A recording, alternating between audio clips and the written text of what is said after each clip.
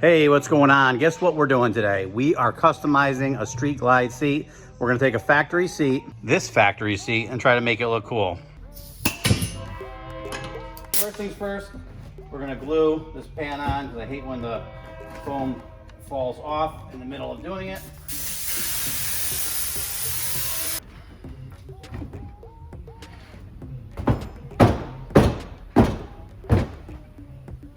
Okay, so now I want to show you point in case the difference between our seats and factory seats like this. See how big that is up there? If you look at one of our seat bottoms, it's not so big. So you get a lot more foam for a lower profile seat. When we cut this seat down now, because the seat pan goes to here, it's actually right about here, we're not gonna be able to cut it down as far as we want, but we are gonna do it and make the seat look good. Let's begin cutting.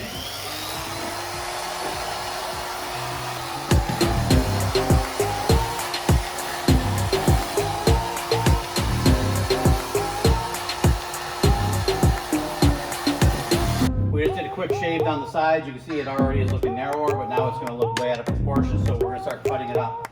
And trying to get a good shape. Start with the front. Because the bike's not here, I'm going to leave this foam the way it is.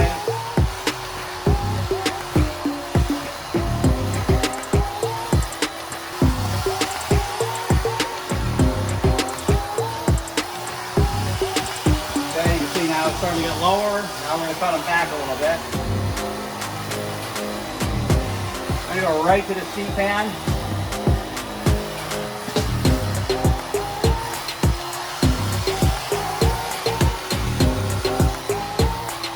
See that? There's the seat pan, as far as you can go back. Now we're going to make this back look good.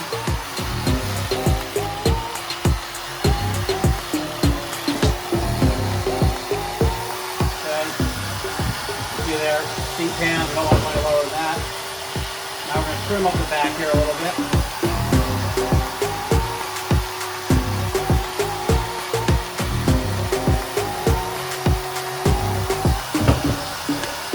Get that cut down, square it up pretty good here. Hopefully that's what we're doing.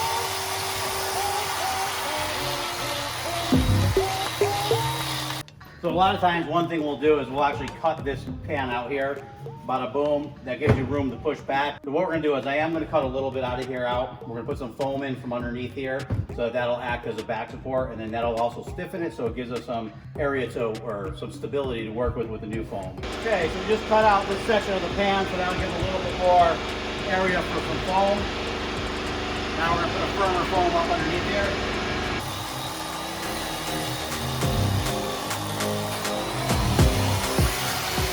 Okay, you can kind of see where we're going with this now. We got a taller back, push them back, slam them down. We're dishing out the back. Now I'm going to start sculpting it up and actually making it look like a seat.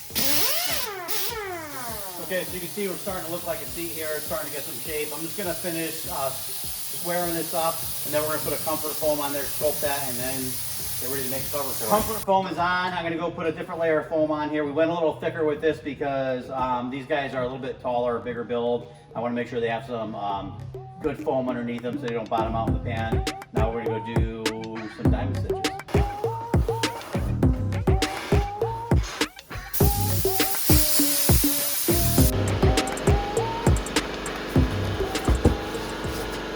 Okay, here we are, getting ready to make the patterns for this seat. I am waiting for the customer to text me over a picture of the bike so we can match the color up with a thread. Let's get going.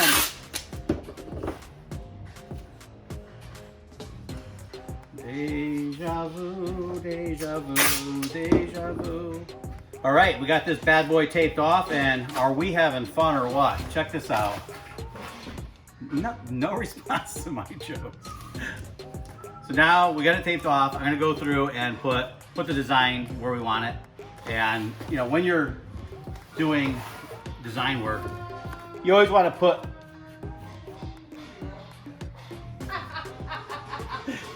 your marks. Does he have his earbuds in?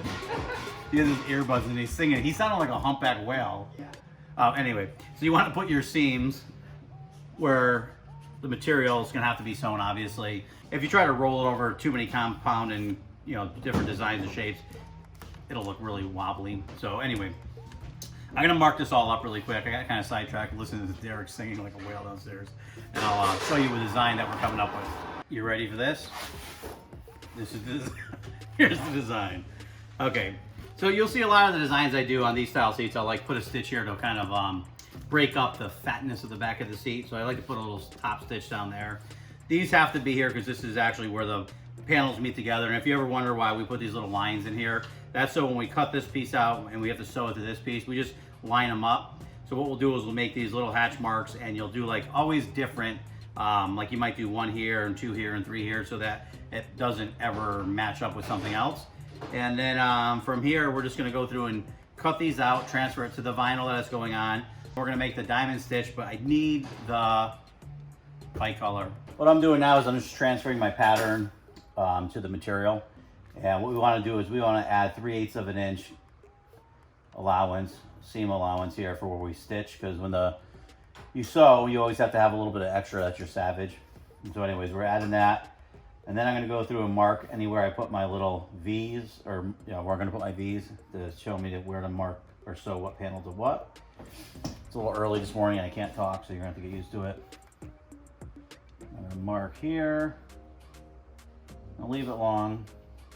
I always leave the bottom long, and the reason you'll see me do that is I like to get everything sewn up, put the seat cover on the seat, and this way, if it's too small, you have extra you can trim off, because a lot of times you'll have your savage that you trim and different things that change the shape of the seat, and you want it to have a really nice fit.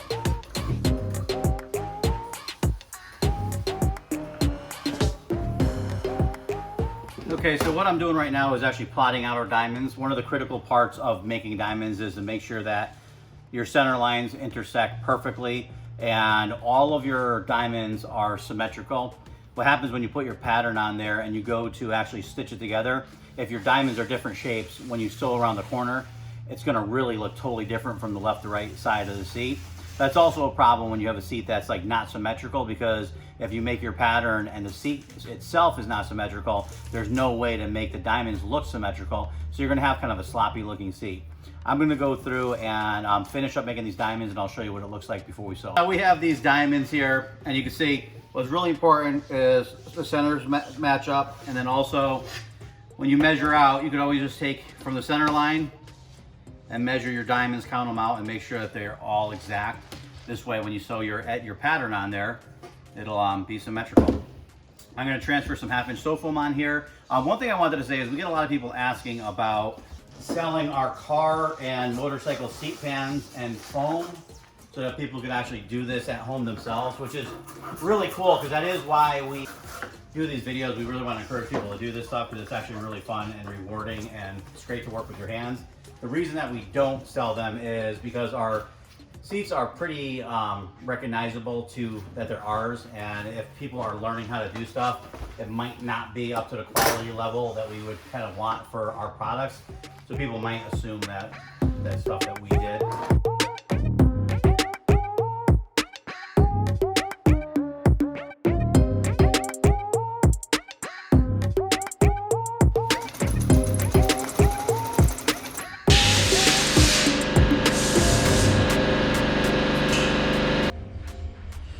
One thing you have to remember when you're doing these seats with the plastic seat pans, you don't want to make your pattern so you pull this tight, because these have a tendency to want to wrinkle up, then they will crease on you.